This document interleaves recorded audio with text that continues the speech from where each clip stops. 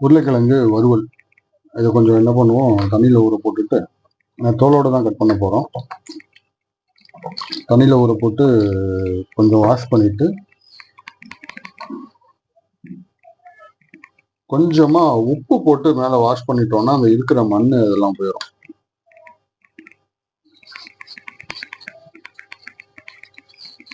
இப்படி வாஷ் பண்ணிவிட்டு தண்ணியில் அலசி எடுத்துட்டோம்னா மேலே இருக்கிற மண் அதெல்லாம் போயிடும். அப்புறம் நம்ம தோலோடு கட் பண்ணிக்கலாம்.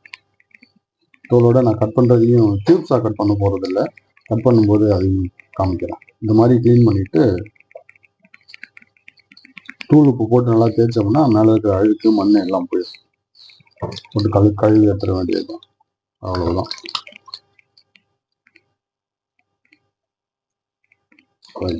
கட் பண்ணும்போது காமிக்கிறேன்.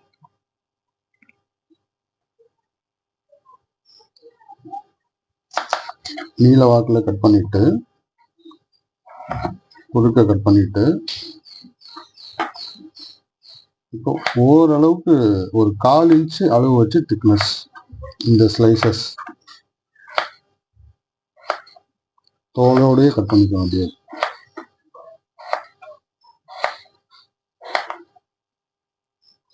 பார்த்தீங்கன்னா தெரியும், இந்த மாதிரி ஸ்லைசஸாக தோலோட கட் பண்ணிக்குவோம்.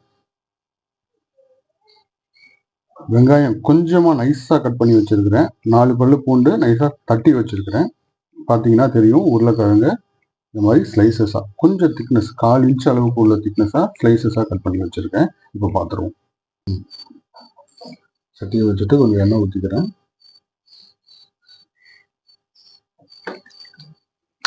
எண்ணெய் காயட்டும். எண்ணெய் காஞ்சிடுச்சு. ஃபஸ்ட்டு பூண்டு,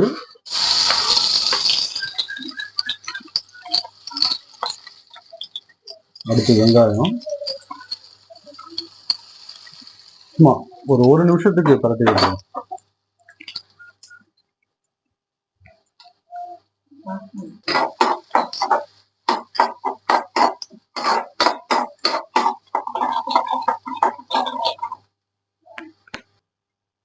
ரொம்ப வதங்கணும்னு இல்லை, ஓரளவு வதங்கினாலே போதும். ஏன்னா நம்ம தண்ணி ஊற்ற போறதுல பெரும்பாலும், அதனால அதுக்கப்புறம் உருளைக்கிழங்கு போட்டுக்கலாம்.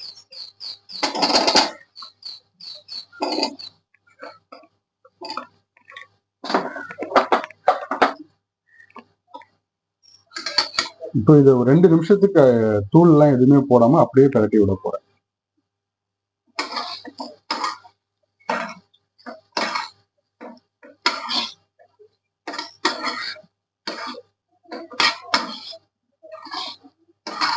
எண்ணெயில் அப்படியே பரட்டி விட்டுட்டு அடுப்பு சிம்முக்கு மேல மீடியமுக்கு கீழே இருக்கட்டும். இப்போ இதை மூடி வச்சிடும்.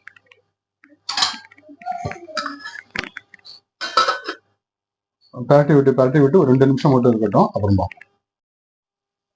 2-3 நிமிஷத்துல இது வந்து பாதி வெந்துடுச்சு. இப்போ என்ன பண்ணுவோம், இதுக்கு தேவையான உப்பு,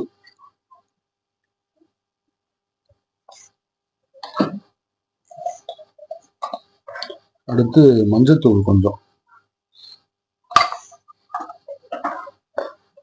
அடுத்து குழம்பு மிளகாத்தூள்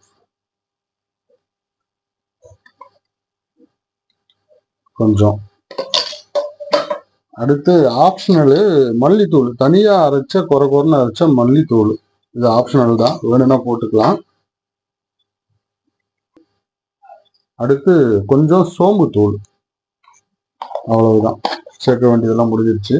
முக்கியமா கொஞ்சமா தேங்காய் பேஸ்ட். ஆக்சுவலா எங்க ஊர்ல டெல்டா ரீஜன்ல பாத்தீங்கன்னா தேங்காய் இல்லாத சமையலே கிடையாது. சாம்பாருக்குலாம் நான் தான் தேங்காய் போட மாட்டேனே தவிர மற்றபடி தேங்காய் இல்லாத சமையலே கிடையாது. ஏன் அப்படின்னு அப்புறம் யோசிச்சு பார்த்தா எனக்கு தோன்றது என்னன்னா, இந்த காரம் இருக்கு இல்லையா, மிளகாத்தூளோட காரத்தை மேனேஜ் பண்றதுக்காக தான் எதுலலாம் மிளகாத்தூள் சேர்க்கிறோமோ அதுலலாம் தேங்காய் சேர்க்கணும் அப்படின்ட்டு வச்சிருப்பாங்களோன்னு தோணுது எனக்கு என்னவோ. அதனால மேக்சிமம் எல்லா டிஷ்ஷுலையுமே பார்த்தீங்கன்னா தேங்காய் இருக்கும். அதனால நானும் போட்டுறது. ஈவன் ஒரு சில குழம்புக்கெல்லாம் பார்த்தீங்கன்னா, தொக்கு குழம்பு இதெல்லாம் பார்த்தீங்கன்னா தேங்காய் அதிகமாகவே போடுவேன், அந்த காரத்தை மேனேஜ் பண்ணுறதுக்காக. அந்த மசாலாவும் நல்லா இருக்கும். வந்து அடுப்பு இதுக்கப்புறம் சிம்மிலேயே இருக்கட்டும். இதுக்கு முன்னாடி வரைக்கும் சிம்முக்கு மேலே மீடியமுக்கு கீழே வச்சிருந்தேன். இனிமேல் சிம்மிலேயே இருக்கட்டும். இதை மூடி வச்சிருவோம். மூடி வச்சுட்டு அடிக்கடி இன்னொரு 5 நிமிஷத்துக்கு இது அடுப்புல இருக்கணும். அடிக்கடி பிரட்டி விடணும். பிரட்டி விட தான் இது வந்து கருகாம நல்லா நீட்டா வரும். பார்ப்போம். நம்ம ஒரு 5 நிமிஷம் ஆச்சு. 5 நிமிஷத்துல ஒரு 4-5 தடவை நான் பிரட்டி விட்டுருக்கேன். நல்லா சுரண்டி ஏன்னா அடி பிடிக்கும். நல்லா சுரண்டி பிரட்டி விடணும். அப்பதான் இந்த அப்பியரன்ஸ்க்கு வரும். ஆல்மோஸ்ட் முடிஞ்சிடுச்சு. ஓரளவுக்கு அப்படியே பொல பொலன்னு வந்துடும். இந்த எட்ஜஸ்லாம் அப்படியே உடஞ்சி வரணும். உருளைக்கிழங்கு அந்த ஷார்ப்பாக இருக்கிற எட்ஜஸ்லாம் அப்படியே ரோல் ஆகி வரணும். இந்த மாதிரி தூளாக உடையணும். அப்போதான் இது ஃபைனல் ஆகிற ஸ்டேஜ். அவ்வளோதான், முடிஞ்சிருச்சு. ஒரு 10 நிமிஷம் அதிகபட்சம் ஆகும் இந்த டிஷ்ஷுக்கு. நல்லா இருக்கும். முடிஞ்சிச்சு. இதில் கருவேப்பிலை வேணா போட்டுக்கலாம். நான் போடலை. மல்லிக்கீரை போடனாலும் போட்டுக்கலாம். பட் நான் போடலை. இது கொஞ்சம் ராவாக இருக்கும், நல்லா இருக்கும் அப்படின்ட்டு. அவ்வளோதான், முடிஞ்சிச்சு.